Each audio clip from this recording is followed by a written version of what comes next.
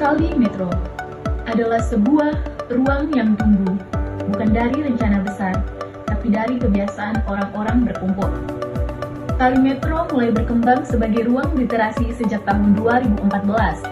Sejak saat itu, tempat ini menjadi ruang bertemu bagi orang-orang yang memiliki kegelisahan terhadap isu sosial, pengetahuan, dan cara berpikir kritis.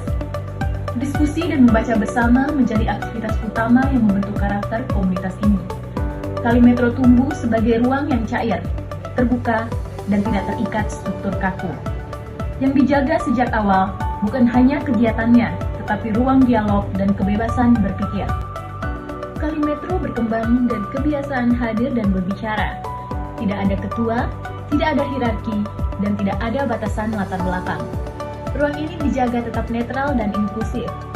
Identitas Kali Metro tidak hanya dibangun lewat aturan tertulis, tetapi melalui praktik diskusi, perdebatan, dan proses saling mendengarkan. Kali Metro itu muncul karena di tempat itu ada aktivitas anak-anak muda pada waktu itu yang membicarakan banyak hal. Di situ ya, kalau mungkin sekarang kita nyebutnya literasi ya.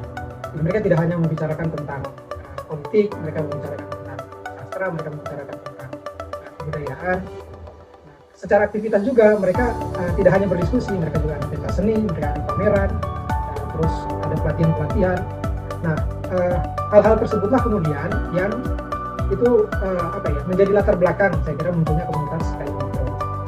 Kebetulan karena tempatnya itu berdekatan dengan das, daerah aliran sungai yang disebut Metro, oleh teman-teman pada waktu itu maka disebutlah sebagai Kali Metro. Berlanjut akhirnya juga disebut sebagai perkumpulan ini kita sebutnya sebagai komunitas Kali Metro. Sejak awal, Kali Metro berdiri sebagai ruang yang terbuka. Siapapun boleh datang dan berdiskusi tanpa melihat latar belakang.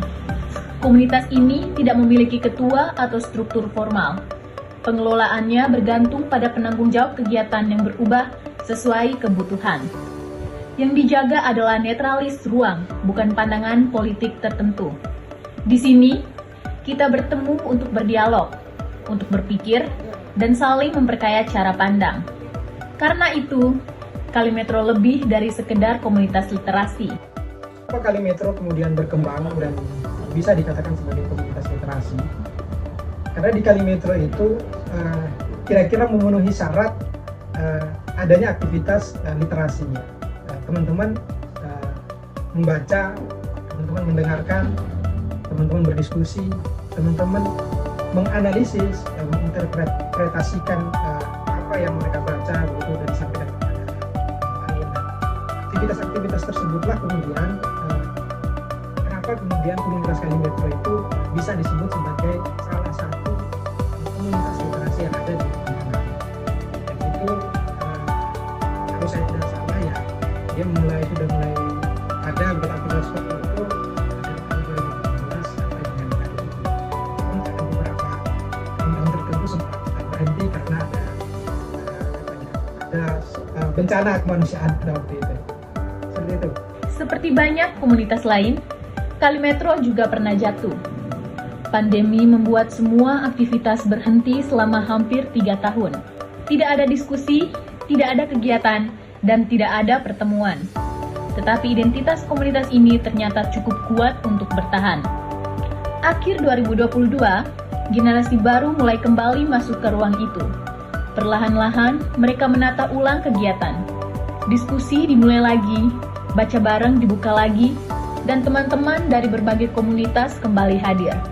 Kebangkitan ini menunjukkan bahwa Kali Metro tidak hidup dari struktur, tetapi dari orang-orang yang percaya bahwa ruang dialog harus dijaga. Identitas utama komunitas Kali Metro itu, kalau saya bisa menyebutkan ya, sebagai orang yang ada di dalam komunitas itu adalah ruang publik yang mencoba untuk membangun agar terciptanya orang-orang yang kemudian hadir di komunitas menjadi orang-orang yang pembelajar.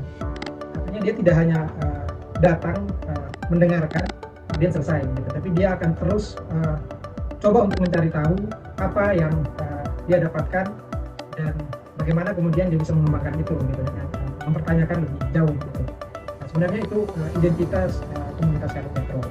Jadi coba membangun semacam rasa keingintahuan ya. Mungkin kalau sekarang orang-orang mungkin nyebutnya rasa curiosity gitu ya. Yang tinggi itu melalui dialog-dialog itu yang berdasarkan pengetahuan. Itu sebenarnya identitas yang tantangan terbesar yang dihadapi komunitas. Saya kira ini ya, semenjak pandemi COVID-19 ya, itu menjadi tantangan terbesar. Karena sebelumnya di Kota Malang itu Kalimetro sebagai komunitas, sebagai ruang belajar alternatif itu cukup diminati oleh anak muda, mahasiswa pada waktu itu. Kemudian setelah ketika COVID begitu, semua aktivitas kan tertutup gitu ya, semua aktivitas tertutup. Nah, di masa COVID itulah kemudian ada semacam, kalau saya menyebutkannya terputusnya generasi yang sebelumnya ke generasi selanjutnya dalam hal ruang-ruang ekosistem belajar alternatif dan komunitas. Pada waktu itu Kalimetro juga harus tutup karena ada PSBB ya, pembatasan dan sebagainya. Kemudian setelah itu kita mencoba untuk mengaktifkan kembali Kalimetro, kemudian tidak seperti dulu lagi menjadi ruang belajar alternatif yang kemudian langsung dicari oleh anak-anak muda pada waktu itu atau khususnya di mahasiswa. Akhirnya kita harus membuat semacam formulasi baru lah ya. Kemudian bagaimana kemudian ruang ini menjadi ruang yang inklusif lagi untuk anak-anak muda khususnya di mahasiswa untuk menjadi seorang pembelajar. Jadi dia tidak datang hanya untuk belajar, tapi dia kemudian datang, belajar, dan setelahnya dia akan belajar terus-menerus begitu. Itu tantangannya. Karena ada pandemi COVID-19, terpisahnya generasi yang sebelumnya dengan generasi selanjutnya, akhirnya kita harus mencoba untuk menyambungkan kembali semangat belajar itu untuk menjadi seorang pembelajar. Nah, itu menurut saya begitu menjadi satu tantangan yang cukup berat begitu yang harus kita hadapi. Seperti itu. Setelah bangkit, Kalimetro kembali aktif dengan berbagai kegiatan. Diskusi terbuka diadakan setiap Jumat atau Sabtu. Ada juga baca bareng dan sesi close reading, di mana peserta membedah teks bersama-sama. Program SKSD membuka jalan untuk bertemu komunitas lain. Selain itu, peluncuran buku dan kolaborasi literasi jadi bagian dari kegiatan rutin.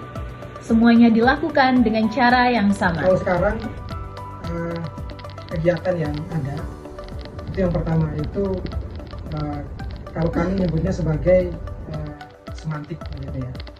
Jadi semantik itu menghadirkan orang yang punya kompetensi atau punya kualitas membicarakan satu isu tertentu atau satu topik tertentu. Nah, kami menyebutnya sebagai semantik. Yang kedua itu dia semacam namanya setajuk begitu ya. Setajuk itu bisa kita sebutkan satu orang begitu yang kita undang untuk membicarakan topik yang menjadi keahlian dia. Jadi kalau semantik itu topik isunya dari kita, tapi kalau setajuk itu topik isunya dari, bukan topik isu, kita menyesuaikan dengan kondisi si narasumber tadi. Kita sedang ketemu sama orang. Dan ada satu program yang juga kita lakukan, yaitu namanya SKSD. SKSD ini bukan sok dekat ya. SKSD itu santai, kopi, ngobrol begitu ya. Jadi kami perlu untuk ketemu dengan komunitas yang lain, sehingga semacam sok kenal begitu, tapi kita perlu membangun komunikasi karena komunitas literasi di Malang sangat banyak dan isu yang dibawakan sama sebenarnya, literasi. Maka kita harus bergandengan tangan kira-kira untuk bisa membangun iklim ya, ekosistem literasi yang lebih baik di Kota Malang. Nah, untuk membangun berjejaring dengan teman-teman komunitas yang lain, kami sengaja membuatkan kegiatan tersendiri gitu, sehingga kami bisa berkunjung, bersilaturahmi, kenal, tukar kontak, kemudian melakukan kolaborasi kegiatan. Nah, hal-hal seperti itu kami sebutnya sebagai SKSD. Jika dilihat melalui teori public sphere yang dikemukakan oleh Jürgen Habermas, Kalimetro dapat dipahami sebagai ruang publik alternatif. Public sphere adalah ruang di mana masyarakat bisa berkumpul, berdiskusi secara bebas dan setara, serta membentuk pemahaman bersama tanpa tekanan kekuasaan. Diskusi terbuka, struktur yang non-hierarkis, dan kebebasan berpendapat menjadikan Kalimetro sebagai ruang publik di tingkat komunitas. Keberadaannya menunjukkan bahwa ruang dialog tidak selalu lahir dari institusi besar, tetapi bisa tumbuh dari komunitas kecil yang konsisten menjaga percakapan. Di tengah arus informasi yang semakin cepat, literasi tidak lagi cukup dimaknai sebagai kemampuan membaca. Literasi juga tentang berpikir kritis, berdialog, dan memahami konteks sosial. Disinilah Kalimetro memposisikan dirinya. Ya, kalau kami di komunitas Kalimetro itu berharap yang pertama iklim literasi itu memadai. Nah, artinya literasi itu kan bukan hanya berbicara soal baca dan menulis, tapi dia berjenjang gitu. Dia membaca, dia menulis, dia mati, dia bisnis. Nah, saya kira untuk membentuknya satu ekosistem literasi yang baik, maka mungkin atau ya pendukung ekosistem literasi itu harus baik. Contohnya bahan bacaan minimal tersedia. Nah, ruang-ruang untuk berdiskusi itu tersedia. Ruang-ruang untuk meningkatkan skill, meningkatkan kemampuan untuk menulis itu tersedia. Balik lagi ruang-ruang untuk kemudian istilahnya mengecek pengetahuan yang sudah kita dapatkan, misalkan dari baca, begitu, apakah itu benar? Nah, itu kan perlu dicek. Nah, dari ruang-ruang yang itu kita disebut sebagai ruang literasi. Kalimetro bukan sekedar tempat berkumpul. Ia adalah ruang di mana percakapan dijaga, pengetahuan dibangun, dan keberanian untuk berpikir bebas dipelihara. Komunitas ini bertahan bukan karena struktur, tapi karena kepercayaan bahwa dialog adalah sesuatu yang harus dipertahankan. Di tengah perubahan sosial dan tantangan zaman, ruang seperti Kalimetro menjadi penting. Ia mengingatkan kita bahwa pengetahuan bisa tumbuh dari percakapan sederhana, dari orang-orang yang duduk bersama, membaca, berpikir, dan saling mendengarkan.